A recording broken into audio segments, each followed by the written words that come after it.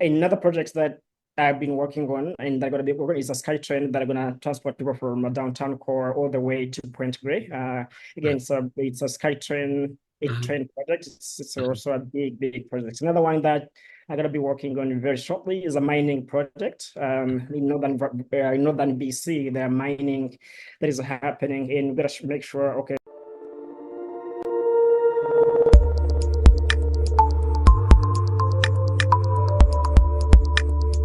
Hello and greetings, Ali Sekora. It's a pleasure having you on the podcast. And on this podcast today, we are going to talk about personal finance, investing, and your experience actually immigrating to Canada.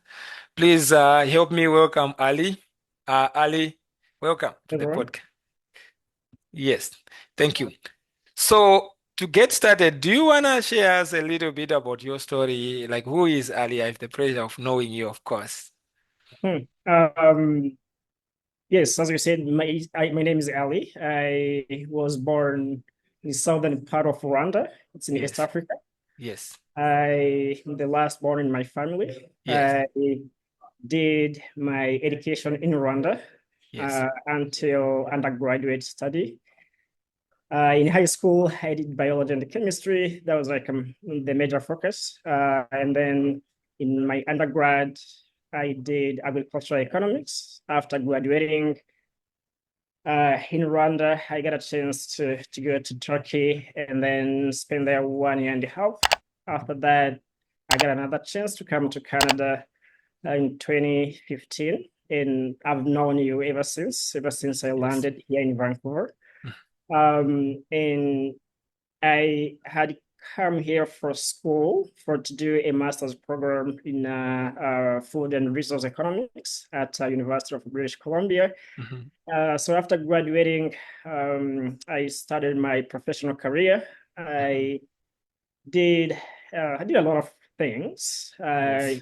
transitioning from school into professional life. Mhm. And I worked for a few companies. Right now, I'm working for a global infrastructure consulting firm.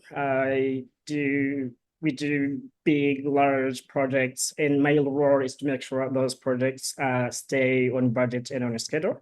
Mhm. I do investing. I'm a retail investor as well. I do personal trading. I did a few day trading during COVID, Mhm. but it was very stressful. I had to stop and think, Do long restarted term. how I was doing it. So that's me in a nutshell. And as we go along, I will go into Yes. deeper in details about how all those things come to. Fantastic. Thank you so much, Ali. And I have a couple of follow-up questions on that. So you said when you in terms of your experience, like investing, let's just get right into it. So Mhm. as a retail investor, what are the things that you look at when you are looking, for to invest in a company or a business that is publicly listed as a retail investor? Because I understand there are a lot of other, companies. So how specifically do you say, okay, I'm going to invest on company X and company why? What sort of things that you look at? So it's going to be different Mhm. because when I did it, doing it as a day trader, Mhm. it's different from now the way I do it. Mhm. But my strategy is just to any company that makes any product or service that I enjoy and I like. Mhm. That's my baseline. Now, Yes. you say, okay, would I recommend these products to my friend? Or would I recommend this product or any service to my friend? Do I like this service? Am I being given, or do I like this product that I have? And can I recommend it? So that's kind of my kind The of personal thesis. strategy first and foremost. And then, of course, you look at their spreadsheets, their leadership, and their growth, and their values, the kind of leadership they have.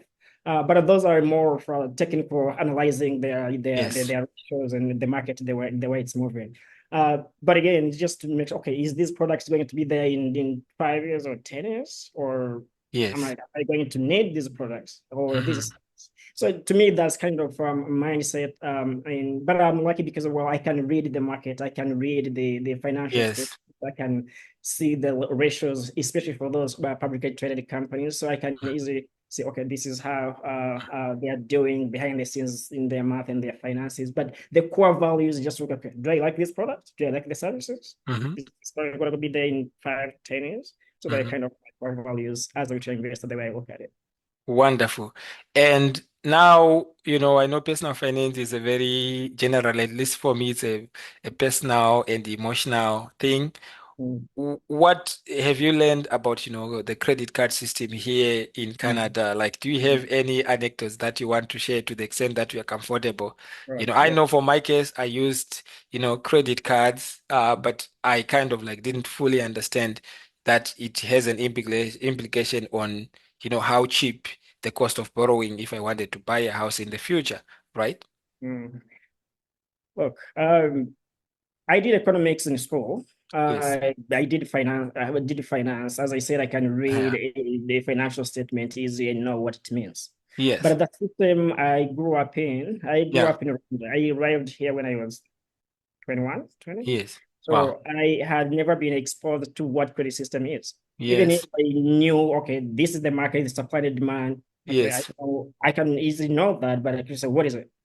Yes. I had no idea how it can affect anything. You're gonna buy a car, a house, anything. So those are the kind of things that no one taught that in school. Yes. Don't think any. Whatever in the undergrad, even when I did school here, I don't think those kind of they come up. So Yes. those are when once you make mistakes, you learn Mhm. from them.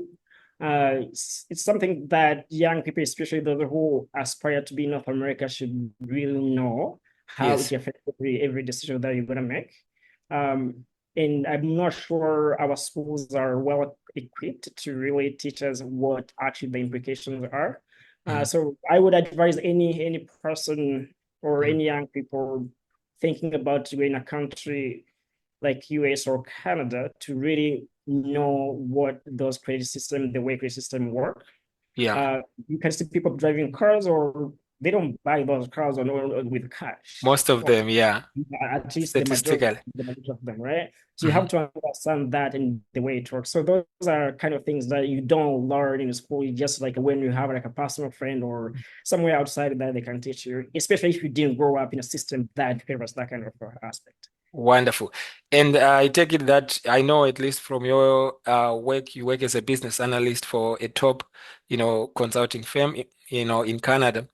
And the kind of projects that you work on, they are multi-million dollar projects. What kind of, generally, Mm, projects that you'll be working on and evaluating, so Sure. that at least maybe someone wants to Mm, be a consultant like you do or business analyst, what mm, can they do and how can they kind of get those kind of opportunities, especially, if they are coming from other parts of the world outside of mm. Canada.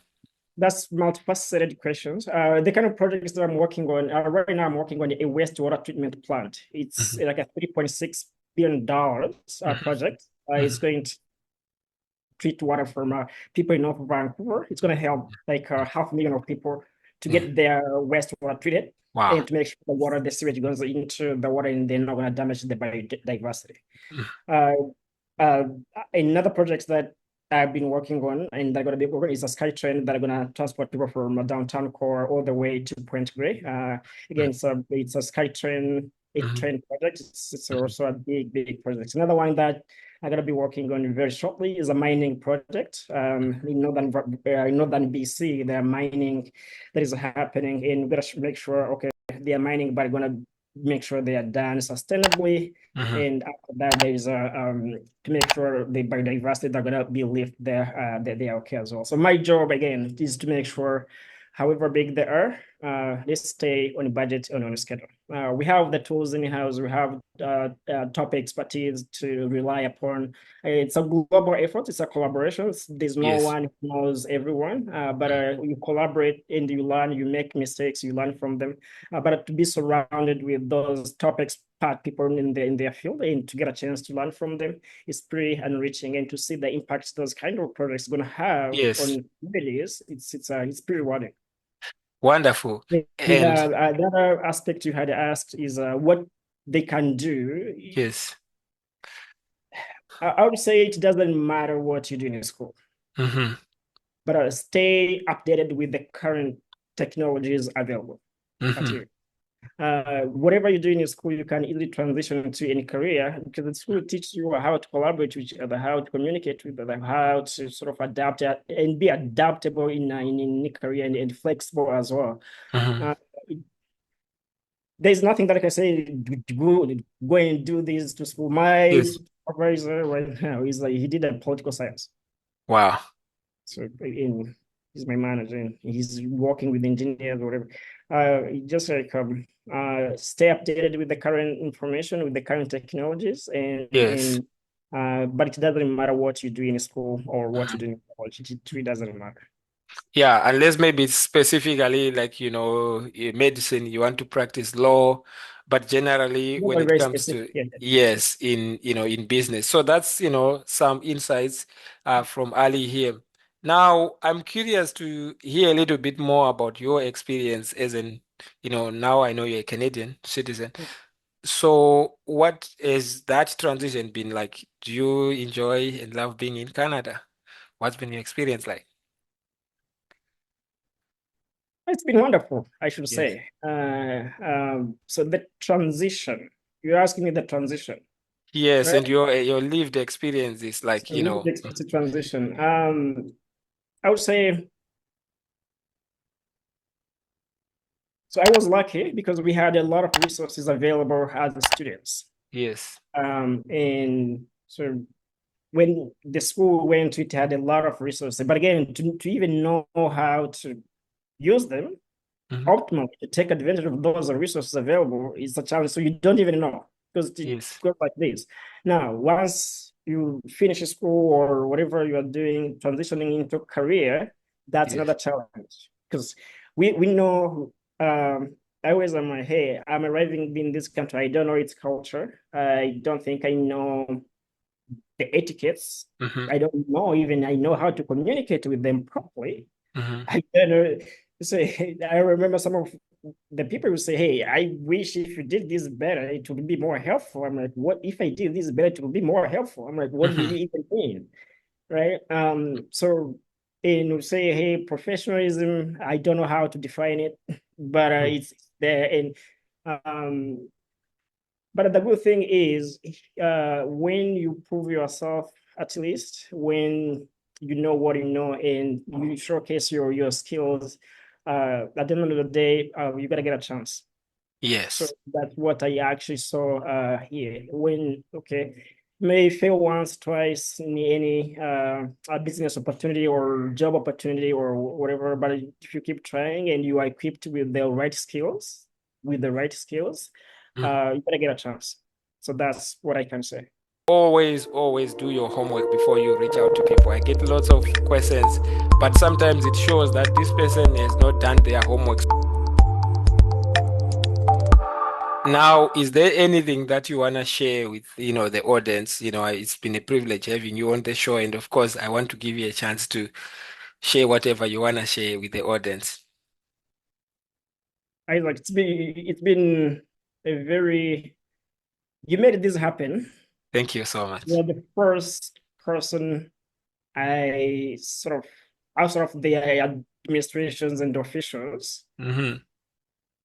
I with the person like an actual person whom I emailed, and then you respond to my email, and then when you arrive, you're the person who say, "Okay, this is how things are done." So I will be forever grateful for you for that. Yeah, likewise. And another thing that I can say, just like it's possible Hmm. anywhere, anyone, wherever you are, uh, it's possible. Just get at least right now we have a lot of technological tools available. Hmm. And the information is just so fast. Yes. Reach out, can just reach out to people and send an emails and see the chance is gonna be there. So Yes. another thing, is just like maybe for your audience as an African, there are a lot Yes. of people who are still there who maybe aspire to to do big things. They are Yes. still needed, and Yes. one to you know asking the right questions and know what you don't know and ask to be super helpful. So that's what I can say. Fantastic, Ali. And I think asking has been something that has been helpful to me, Mm, and that's the reason why I actually created this podcast, so that at least from my network, I can talk to people. I'm privileged to know people like you, mm, but, just to share those experiences, your lived experiences. And sometimes, who knows, maybe some folks may learn one or two things, and we can also learn from them. It's not like we know everything. mm, So that's the thing. But one thing, like you said, I've learned is that always do your homework before you reach out to people. I get lots of questions, but sometimes it shows that this person has not done their homework. So when you reach out to people, whether it's mentorship or something, my advice is like, at least do the homework just to see. Most of the people, they've, public profile, right? So you can see and at least have a conversation to say, I see you've done mm. this and that. Can you tell me more about this? At least I think in my experience, I found it very helpful. People are more keen to talk to people at least who show that they are particularly interested in what they do, or even them as human beings. So thank you so much. And to my audience, thank you so much for tuning in to this podcast. You should expect to see more, more guests coming, and I hope you are learning from this. Have a wonderful day, and may the markets be with you. Thank you, All and right. bye bye for now. Bye.